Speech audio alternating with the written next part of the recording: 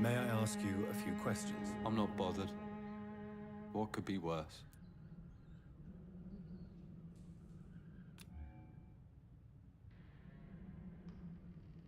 Do you need any medical help, young man? Yes, I do. I feel so tired. I don't know if it's the epidemic. I will see you. Do you know Nurse Dorothy Crane from the Pembroke Hospital? I'd like to know more about her. Yes, I know her. She came here to examine me when I was very sick. She said I should go out more. How do you feel? I'm fine. I mean, it's not easy every day, but I'm fine. I'm just tired of being sick all the time. If only I could be tough, like... Well, you know. Speaking of which, what can you tell me about your father? My father is an idiot who makes idiot things. That's all I have to say. Forgive my bluntness, young man, but you don't seem happy living in Whitechapel. Why should I? I never wanted to come here in the first place. It was my father's decision. And look around you. Does this look like a nice place to live?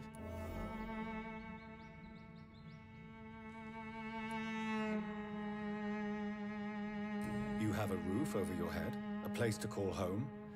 Many people here are not as lucky, you know. That's exactly what my father says. Harry, you should be grateful for what you've got.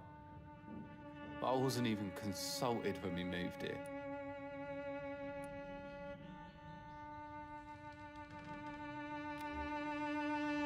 If life here is so terrible for you, why don't you just leave this place? Have you ever spoken to your father about it? I don't go outside. It terrifies me so. I went outside once without my father noticing and I saw terrible things. Bloody and frightening things. So that's why you stay at home all day? For fear of the epidemic? I'm not afraid of disease or death, Dr. Reed. It's the living I'm afraid of.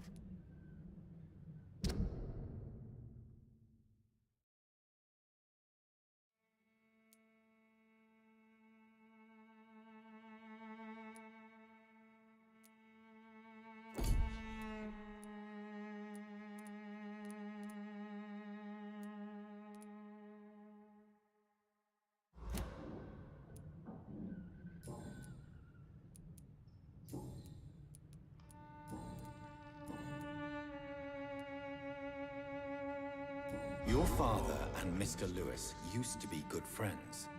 What happened, Harry? I was young then. I don't remember Mr. Lewis ever coming back again after my mother died. Or was it after my father started bullying him? I don't know.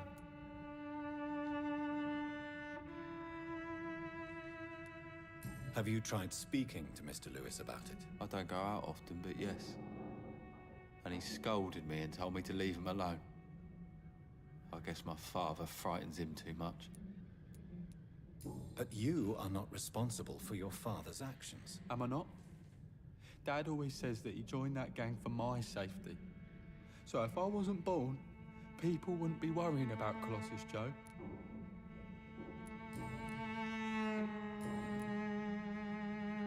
Goodbye, young man. Take care of yourself.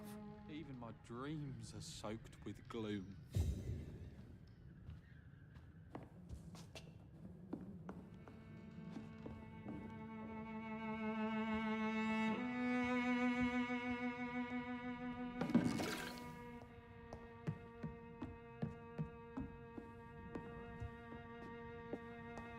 It's locked.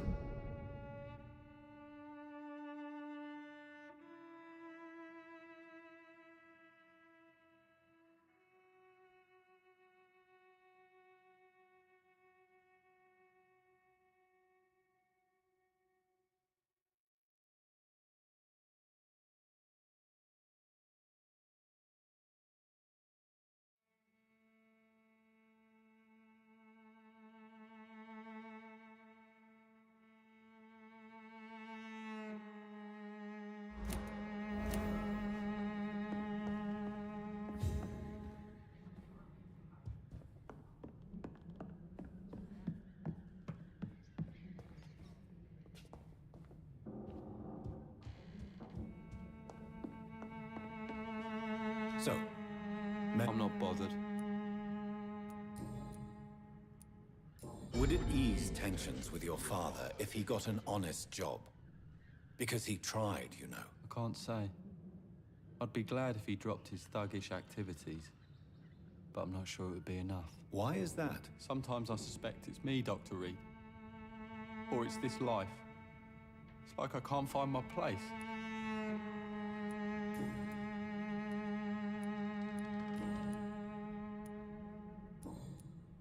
Goodbye, young man.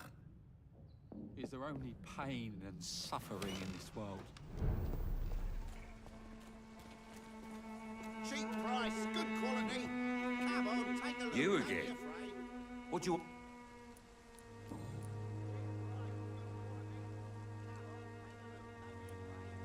Why do you keep on working for the gang, Joe? You know it doesn't suit you. It's true, I hate this job. And I know I made some bad choices, but I'm a wet boot boy now. And people won't forget it. You could leave tomorrow. Start another life in another town. That's easy for you to say, Doctor. We are poor. My son's weak. And there's no way he'll endure another disappointment. Harry doesn't seem happy living in Whitechapel. Why did you make him come here? I've always put my son's interests above everything else. Whatever he may think. Our house is small but affordable. The walls are thin, but the door is solid. You really love your son, don't you, Mr. Peterson? He's my pride and joy. Even if he hates me for the choices I make and pushes me buttons more than he should. Do you have any regrets? Only one. Not to have my beloved wife by my side. She died when Harry was little. My sweet Jane. She gave the boy confidence.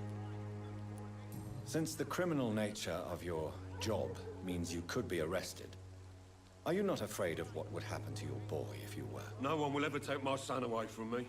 If that ever occurred, I'd hunt the bastard down and rip off his head with my bare hands.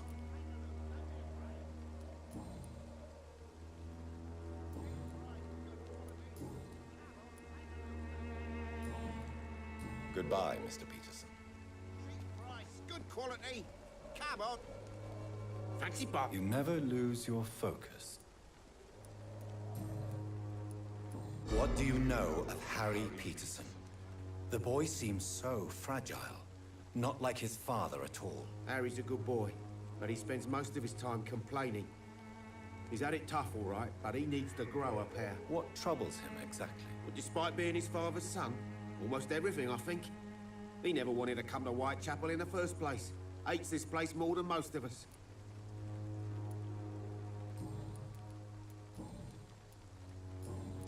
Goodbye for now, Mr. Lewis.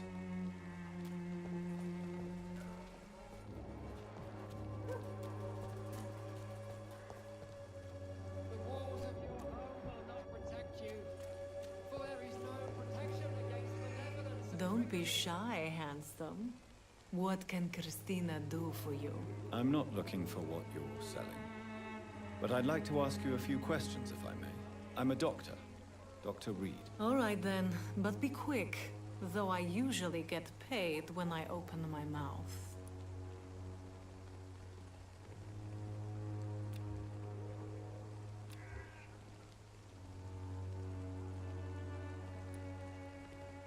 Do you know Nurse Dorothy Crane from the Pembroke Hospital? Anything you can tell me about her would be helpful. I don't know her, but I know her name is Dorothea Crăciunescu. She came from Romania like me and many others. You seem to respect her. Dorothea helps the sick people of Whitechapel.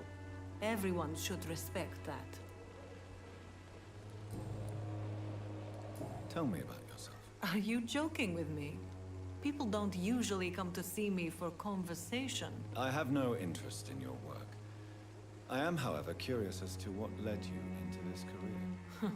Short story. The war, exile, and England. This country is not especially welcoming. I've been refused many jobs because of where I am from. I had few options left.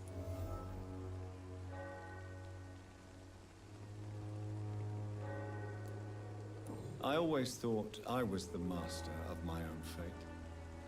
But now I know we don't always have control over I don't judge you. You know, this money is not only for me. I have good reasons to need this money quickly, but it is not your concern, Doctor.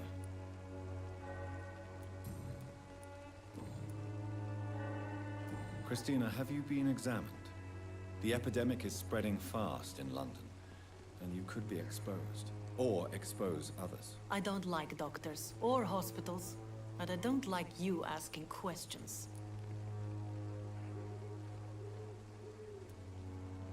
You can put your own life in danger, that's your decision. But what about your clients? If you're contaminated, you will put them in danger too. And you think that would worry me? If you knew the men I deal with, their health would not be what you'd worry about. Considering your line of work, I assure you it is only a matter of time before you have health issues. If it is going to happen, it will happen. Right now, I need money. That's what's important.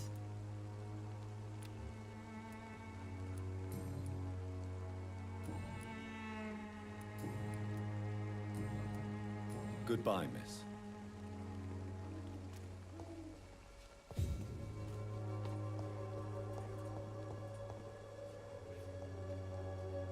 Excuse me, sir. Are you familiar with this part of town? Name's Clayton Darby, reporter. Sorry, I'm new to Whitechapel. But perhaps you could help me since you're a journalist. My name is Jonathan Reed. Dr. Reed, the famous surgeon. I'll gladly help if I'm able, sir.